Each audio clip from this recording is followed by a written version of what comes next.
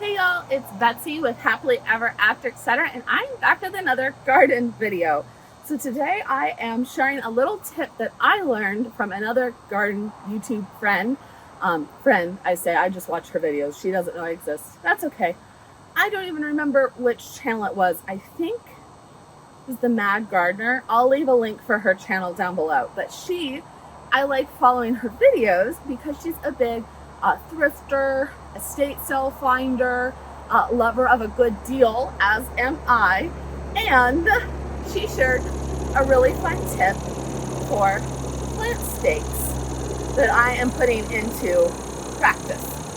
So I have been on a mission to add more really cute plant stakes to my garden because I have a lot of vertical plants that need staking throughout the season. Dahlias, zinnias, gladiolus, lilies, and typically I use these just garden green stakes with some clips or a bamboo shoots. You can get the bamboo at Lowe's or Home Depot, any big box store, and those are a bit more natural, so I like those.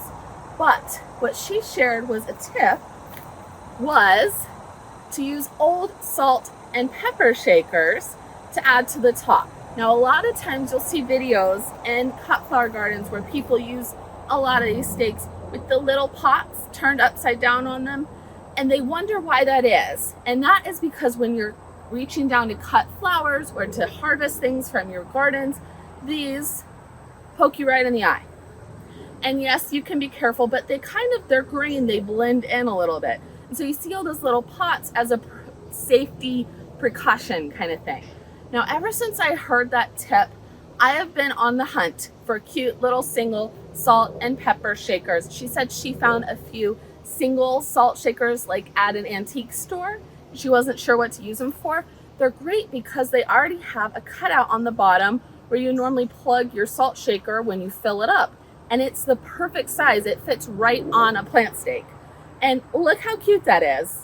So I have two bird plant stakes that are copper that I use with my foxgloves every year. I love them because they are a bit more decorative, but I only have two. And then I picked up these two teacups at an estate sale recently. This one's a little broken, but I thought they'd be cute plant stakes. And I've been on the hunt for salt shakers for how long? It's been months since I heard her tip. And then I saw a tip on TikTok, completely unrelated, about how salt shakers at Cracker Barrel are $1, and you don't have to buy them in a pair. You can buy one or you can buy two. They have lots of different ones all over the store. So I went to Cracker Barrel, and that's where I found this hedgehog. I got 5. They're $1 each, so I ended up spending $5.40 with tax, and I got 5 really sweet salt and pepper shakers to go on my stakes. Now, I don't know if I would want to do this to every single garden stake in my garden. I end up with 20, 30 at any given time that I move around, from the glads to the dahlias to any plant that needs staked up. But I just thought it was a very sweet idea for at least a couple. I have a feeling that if you started adding them to every single plant stake in your garden, things could get very, let's say, tchotchke-ish fast. Woo! I just kind of put these in briefly so I could try this out. They're not in the ground that great. This one's a mushroom. So because it's September, they had some really sweet fall themed salt and pepper shakers.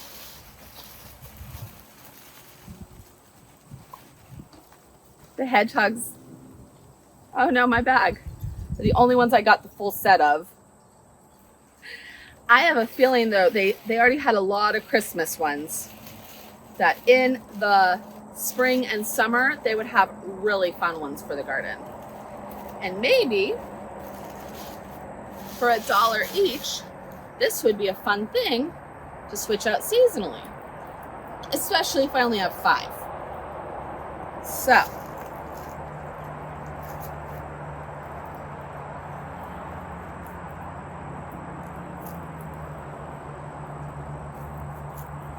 think if I spread them out over the whole garden, they will add just little touches of whimsy as opposed to being completely tacky all in a row. And I like that 4 of the 5 ones that I picked up are neutrals, these browns, grays, and tans that will blend into the garden. I did think about painting the plant stakes a more neutral tone, kind of like how I prefer my copper bird on the copper stake. I could paint these a dark copper. The cardinal is the only outlier with the red, but cardinals are red. I still think it's sweet. Oh. So let me know in the comments below. Did you know about this? Am I late to the party? Is this the cutest thing you've ever seen? Or at what point does it go from cute to tacky? I don't think we're at that point now. I think, again, if I perhaps had 20 or 30 of them, it might be too much.